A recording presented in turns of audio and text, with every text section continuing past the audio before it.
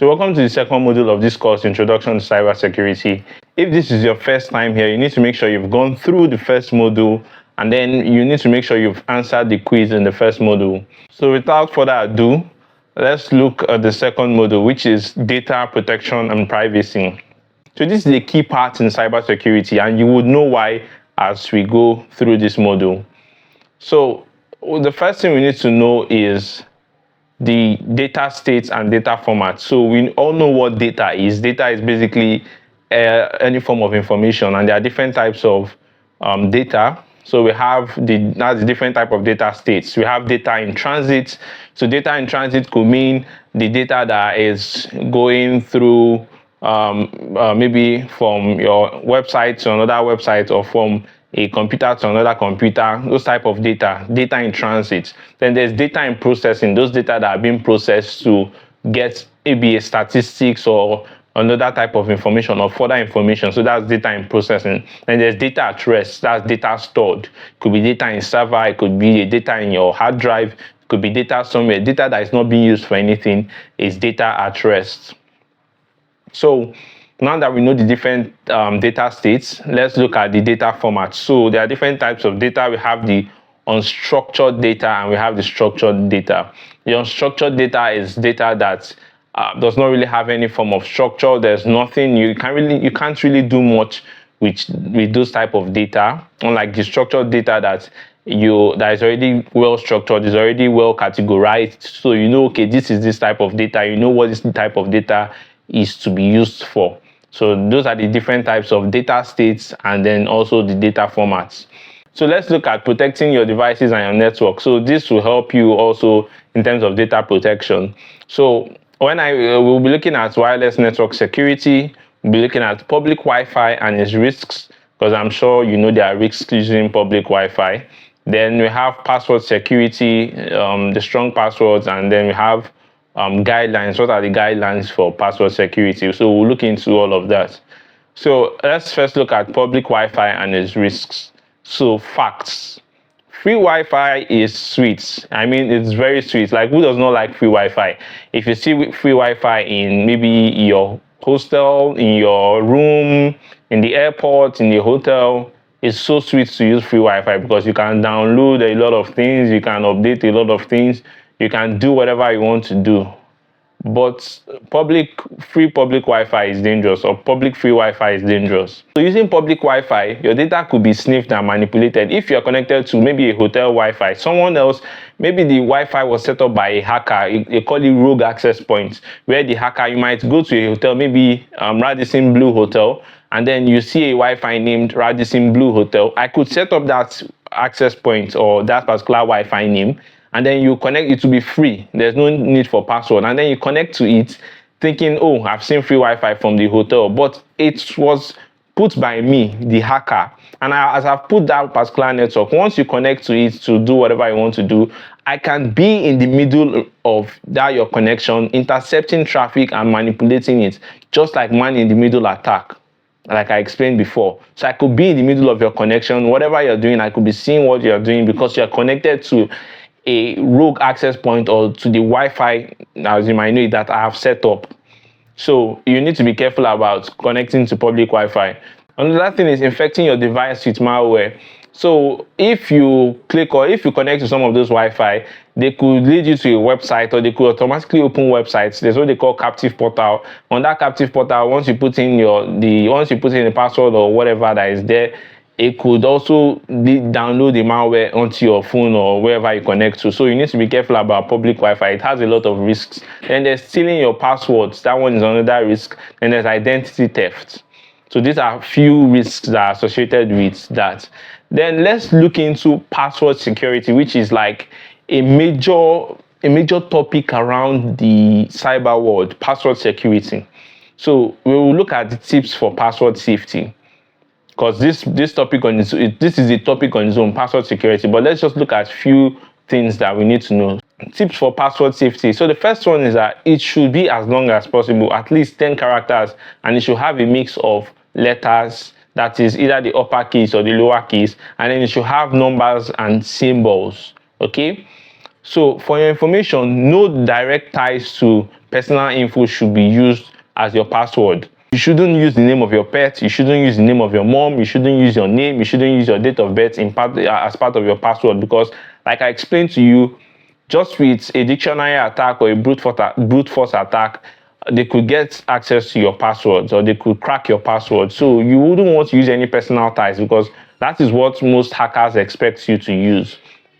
Okay, so the first password says this. I think this is someone's Facebook password. It looks very complicated, but if you look at it, this is Facebook is my best social media. If you look at it, F is for F, at is representing A, then you have C, we have 3 representing E, then we have H representing B because it looks like B, we have O, we have K, then is my best social media. So something like this now, it's just a phrase, or it's a phrase, but it's something that you know. So you know that where you're supposed to put A, you change it to at. So you can use this to implement creating passwords. And then the second type of password, you can see this one, third Facebook account password, then with this exclamation symbol. This is a strong password, although it seems like, oh, why is someone writing Facebook account password? But nobody is going to guess this, and it will take any cracking to maybe over 10 years to crack this type of password, because 1, it's very long, 2, it's inculcating all the types of password security feature that is to be implemented. It has the uppercase, it has the number, it has lowercase, it has uppercase, it has special characters. So these 2 passwords are really strong, and they are something that you can easily remember. So again, use different passwords for different accounts. This is really tricky, because I know you watching me, and even there was a time that I sort of was using different password, or using the same password across my social media accounts. That time I didn't know better. And what happens is that once they hack one, they are hacking the other, they are hacking the next, because you're using the same password. So if, for example, a hacker hacks an organizational Facebook page and they know that, oh, this is the password this person used, they will most likely try your LinkedIn page, they will try your Instagram page and other social media accounts to see if you use the same thing, your email account. So if you use the same password, they would have access to every of those things. And once what most hackers do, or what most malicious actors do, once they gain access to it, they enable 2-step verification almost immediately, and it locks you out of your account. So it's difficult for you to retrieve any of those accounts. There's what they call a password manager. I think I should talk about that somewhere around this particular module. But there's what they call password managers. This helps you to manage your different passwords. You just need to know one password. It's just like a vault. You need to know the password to the vault, and then your other passwords will be in that vault. So unless you can unlock the vault, you will not be able to have access to the other passwords. So that's how password manager works. And we have free password managers out there, but you need to be careful, because like I said, hackers are really creative. There are lots of password managers that are developed by hackers, and they will tag it as free. So once you go there you're trying to use a security, you're trying to implement a security solution, but you're using something that has been developed by hackers. So there are free ones, but most password managers out there are paid password managers. But I mean, they are free. They are not expensive. Okay, if you can afford a Netflix, I usually tell people, even on my YouTube channel and everywhere I meet people, if you can afford a Netflix subscription, if you can afford a Prime subscription, then you should also be able to afford a password manager. There are other tricks you could use to use different passwords for your different social media accounts without using a password manager, but that is not for this particular module. I can find another module another time to explain some of that. Then the third one says make them hard to guess but easy to remember. So it's important, make your password hard to guess but easy to remember. So you should be able to remember your password, because that's the essence of having a password, to give you access to a particular account, to give you access to a particular system. So if you forget the password, you wouldn't have access to that particular system or to that particular account. You'll be locked out. So the idea is making it hard to guess but easy for you to remember. So whatever you're using, just like this third Facebook account password, I can never forget this. Perhaps this was my third. I have 3 Facebook accounts. I could just write third Facebook account password. if it's my first Facebook account, I can say first Facebook account password. Nobody is going to guess this because it's very long. They don't know if I use capital F here or small f here. They don't know if I use small b here or capital B. They cannot guess this, and so it's going to be difficult. So the fourth one is always use two-step verification or multi-factor authentication where available.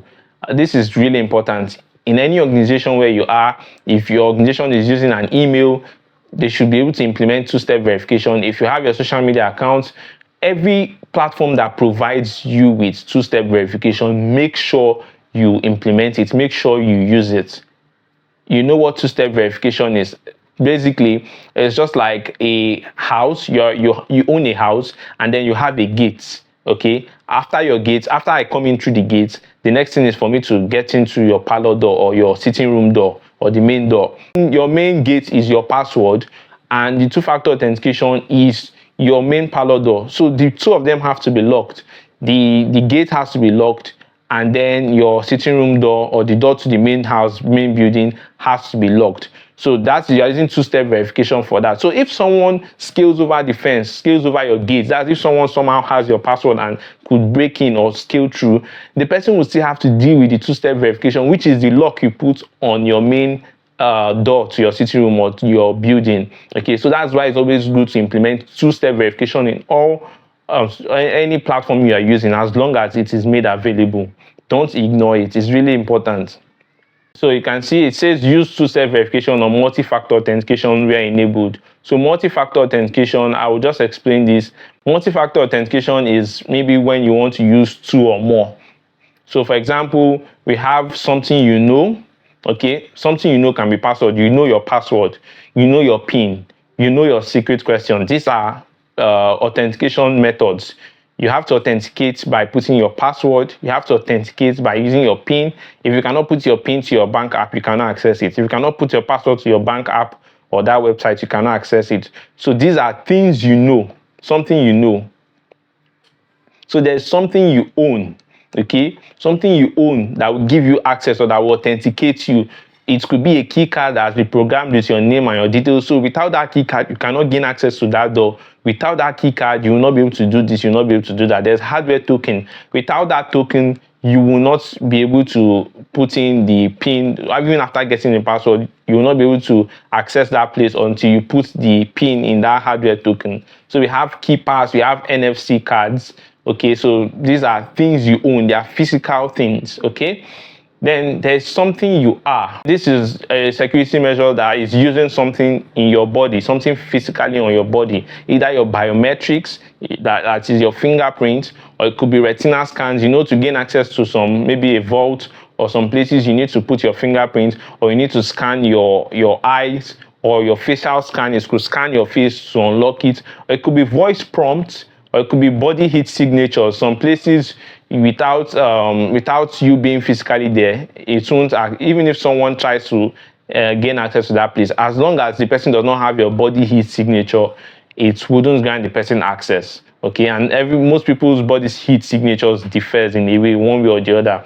So it depends on the places. Some places utilize all this at once. So the next thing we want to look at is data and information.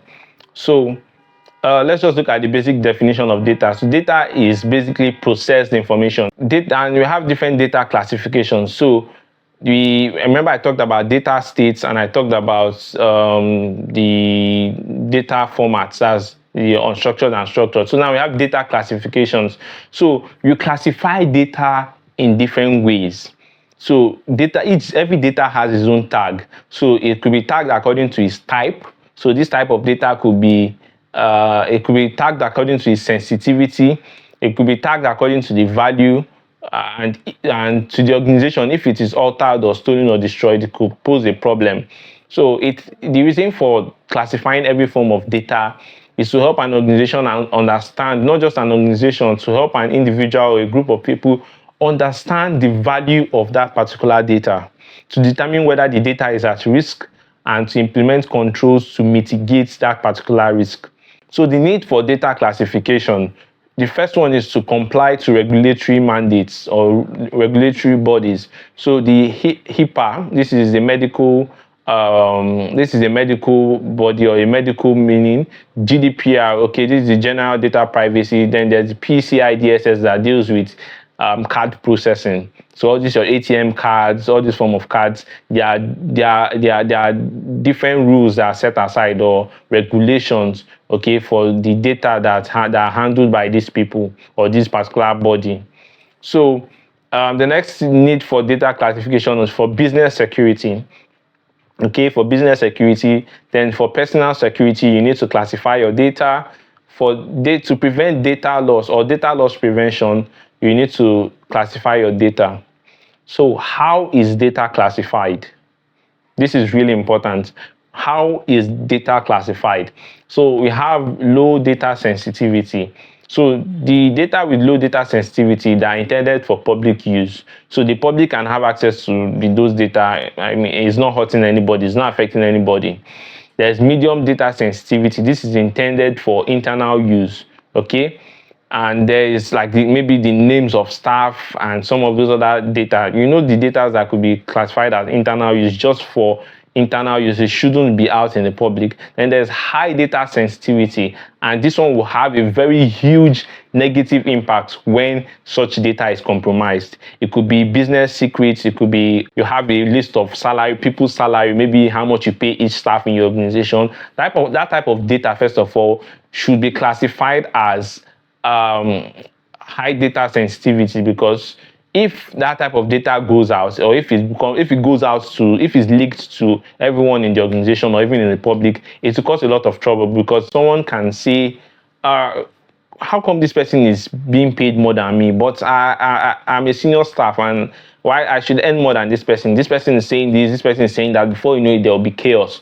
So there are different types of data and their classification. So you need to understand that before you can easily classify data. There's a model that will help you to classify data based on the sensitivity. So we have the high sensitivity classification, we have the medium, and we have the low. So for the high, the first model some people use, this is usually used in organizations, just maybe banks, companies, and all these other random places. So we have confidential, and I think this model is used majorly in some countries also, why this other second model is used in some countries and government organizations.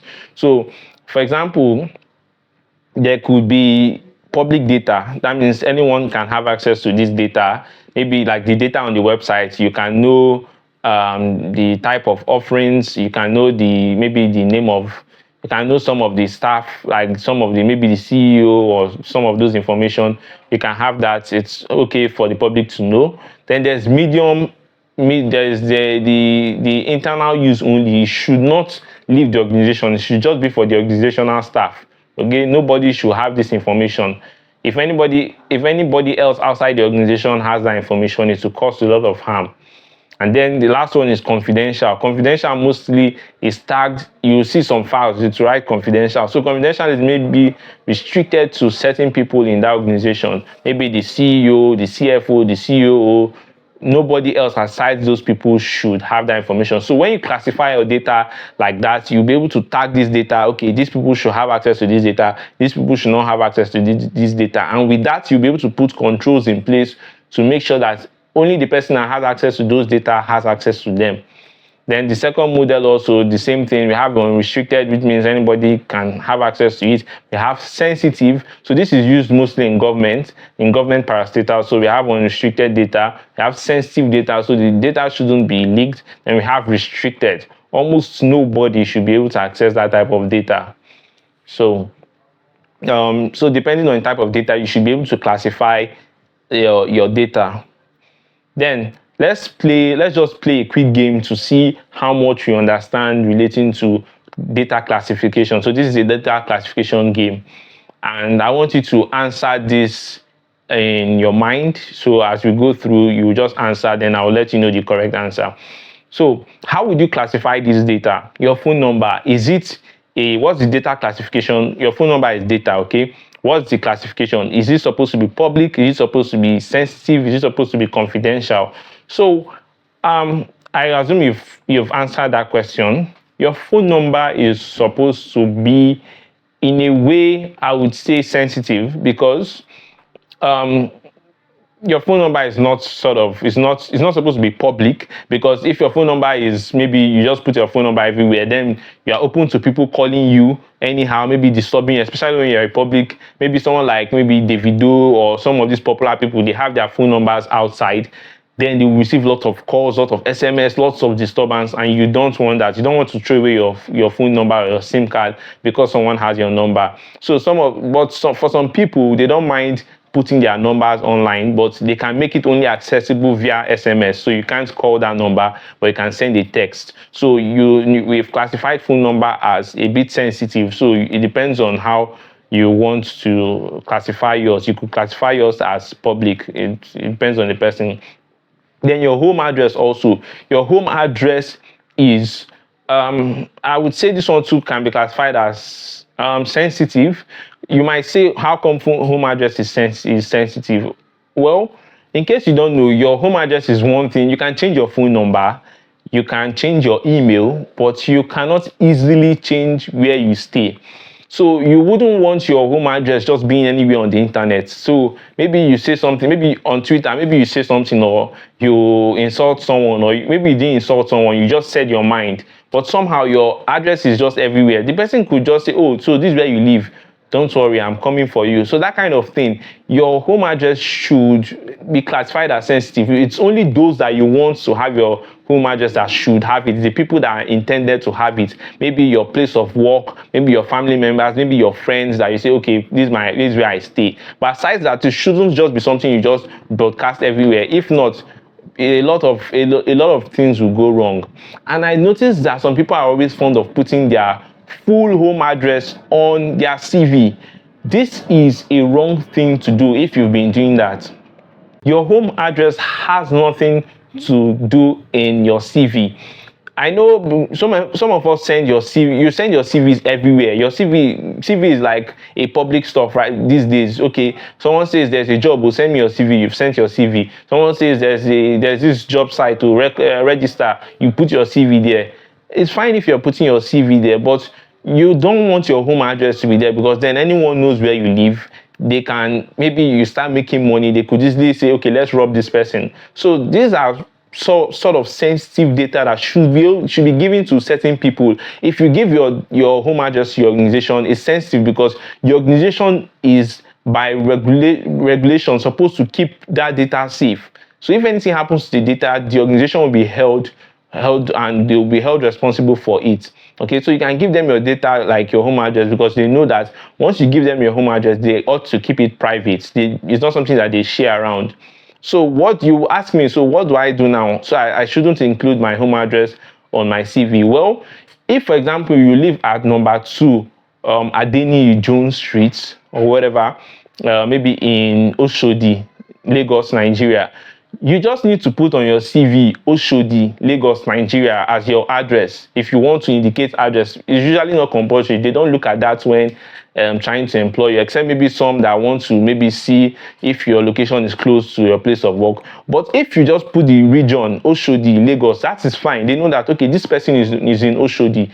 They don't need to know the exact place. They don't need to know the exact house address. So that shouldn't be found in your CV. So if you have that in your CV, please go and take it out right away. You don't need to put your entire address in your CV. The third one is your password. So I'm sure everyone knows that password is almost, I wouldn't say classified, because it's not a form of, but it's sensitive. It's sensitive and should be confidential. Yeah, your password should be confidential. Under this model 1, you can see it should be confidential or restricted, but let's use it as confidential. Your password shouldn't be shared with anybody for any reason. Don't say, oh, here is my Netflix password. You can log into my Netflix account. And the funny thing is that same person that is sharing his or her Netflix account is also using that same password for his Facebook, his Instagram, his Twitter, and all those other social media platforms. So for any reason, it is not advisable to share your password or passwords. Then your health details, your health records, like your blood group, your genotype, your illness, diseases, and other health data. This is also this also should be confidential. You don't want everybody knowing that you have diabetes. You don't want everybody knowing that you're a sickle cell. You don't want everybody knowing. Some people can know, people around you, but it shouldn't be. Imagine you go online now and you see all your health data. Oh, this person has HIV. This person has this person is SS, this person is this person is that. You wouldn't feel so good about having that type of information on the internet or open to the public. Then your CV is a public information. You can share your CV to anybody as long as you don't have your address in it. Okay, it's okay. Then your email also could be classified as sensitive or public. It depends on how you want it to be. So for me, I have different emails. I have my official work email that I use in my place of work. That one I can share it to people, maybe other people that I do business with. Then I have my other email account, like my Gmail, that I use for personal stuff. So I wouldn't randomly just post my email everywhere, maybe on my main email. I wouldn't just put it on my social media account, because I know so many people will be sending lots of spam emails, marketing emails, and those stuff. Except you're ready to deal with that and handle it. And if you're not someone who is cybersecurity conscious, you could receive a phishing link on your email and all those stuff. And once you click on it, you will get affected. So we just need to be able to classify our data. And the way to classify it is to look back and say, should it be confidential? Should it be internal use only? Should it be public? Is it sensitive? Should it be restricted? So once you can have that in mind, you will know how to easily classify your data. So this is important in the world of data privacy, because now nobody is looking at privacy. Everybody is just looking at, I don't care. I beg. You just click on accept terms and conditions. You just click on agree, without really reading or trying to understand what information you are giving to people. For example, let me give you a very interesting example. There are people that download all these loan applications. There are so many loan applications that people downloaded in Nigeria and other countries, and these loan applications are very, very what's the word to call it? They are very, very intrusive. Okay, these loan applications has access to your contact details and everything on your phone, basically. So once you once you see the agreement, you wouldn't read the privacy policy, you wouldn't read the access that you're giving them or the data that they are collecting. So those are the things you need to look out for when you are downloading any application or using anything. What type of data are they collecting for me? What type of data am I giving them access to? So those loan apps that people used ended up gaining access to their contacts, gaining access to their gallery. So these apps has access to take any picture from their gallery regarding the type of photo. Okay, it could be a very sensitive photo, whatever type of photo. Those apps had access to it, and then maybe the person defaults on payments, maybe for one reason or the other. They immediately start spamming messages to their contacts on WhatsApp saying, oh, this person is a chronic debtor. It's because you've given the app access to your phone, so they have access to using your pictures, and you consented to that without knowing. So most times, for all this long information that they will say, before you agree, you can try to read it, okay? But obviously, it's not logical to read everything. But what most people do these days is that they just highlight, even as they are listing all the long legal stuff in those privacy policies. They're also telling you that they will just put like a shorter version and say, okay, we will not collect this data, we will not collect that data. Okay, so it's important to find time just to glance through everything and look for the important part before accepting every form of or before granting any type of access. So your data is really important. So let's look at the challenges faced in data privacy. First of all, we have data breaches. So a data breach happens when sensitive data falls into the hands of someone who has no business handling it. So if a hacker extracts your credit card credentials, that is a data breach. But the release of the data can also be unintentional. Okay?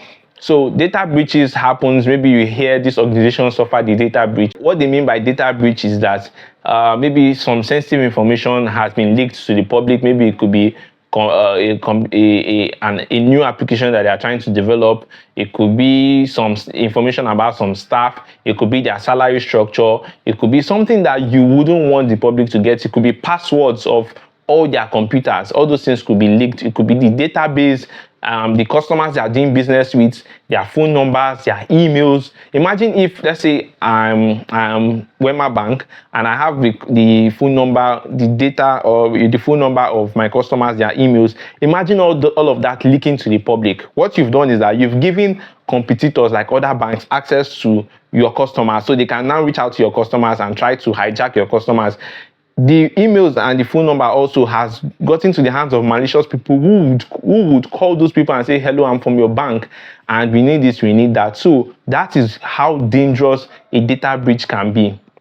So remember, data could be anything. So the next challenge faced in data privacy is the cybersecurity. So individuals or small groups of people with little technical knowledge are highly organized worldwide criminal groups with relatively talented developers and specialists can engage in cybercrime. So that is why there's need for cybersecurity. So cybersecurity is really a challenge, especially here in Nigeria. That's why we have people like you, people like I, trying to get into this field, trying to do our best to keep our cybersecurity secure. If people in maybe Russia, China, America try to maybe hack and get information from Nigeria, it's only us as cybersecurity professionals that can try to stop some of those things, or else there could be a lot of damage done. Even the internal ones, maybe the hackers in Nigeria trying to gain access to something, it's only cybersecurity professionals that could try to prevent some of those things. Then another challenge faced in data privacy is insider threat, which is an act of malicious activity undertaken by users who have legitimate access to a network, an application, either mobile application or web application, or a database of any organization. Okay, so these are a few challenges faced in data privacy. Then let's look at technologies for improving data privacy. So first thing is cybersecurity. So cybersecurity is really good for data privacy. It's not like a technology, it's not a tool, but cybersecurity involves the practice of implementing multiple layers of security and protection against digital attacks across computers, devices, systems, and networks. Okay, so we have two-factor authentication. This is also good for data privacy. So two-factor authentication adds a second method or layer of identity verification to secure all type of accounts or all types of access. Then we have access controls. So access control is a security principle that can be used to regulate who or what can view or use resources in a computing environment, just like the word entails. Access control, controlling access. So there are lots of tools that can be used for access controls. Maybe as we move further, we'll see some of those tools. So using DLP, that is data loss prevention, in conjunction with access control can help prevent sensitive data from leaking the network. Okay, so there are DLP devices or tools or technologies that you can use to prevent data from leaking in a particular organization or from leaving a network. Then we look at encryption. I'm sure you've heard of encryption. Encryption is not new to you. You know what encryption is. You've seen it in movies. You've heard it in movies. Oh, this has been encrypted. I can't access it. So it's basically needing to have access to something. And encryption means you wouldn't be able to access it if you don't have the tool for scrambling it. So encryption here says data of any kind can be kept secret through a process known as encryption. So the key word here is kept secret through a process known as encryption. So scrambling and changing the message to hide it helps to secure our data. This technique is widely used in data privacy. So encryption is used in your WhatsApp. The reason you send a message from one person to another person without someone being able to read that message is because there is a form of encryption. In your website, the reason you send you put in your card details in a website and someone will not be able to see your card details is because there's encryption in the website. So encryption is used in most places and in most applications that we use these days. So it's really important for data privacy. So this is all I have to share with you relating to data privacy. So I'm sure you've learned a lot of things. And if, as usual, if you have questions, do well to leave them in the comment section. Do well to take note of them. They will be answered in the live section or in the live section of our class. And also don't forget to take the quiz. It's really important to take the quiz for this particular module. And I will see you in the third module. Bye, guys.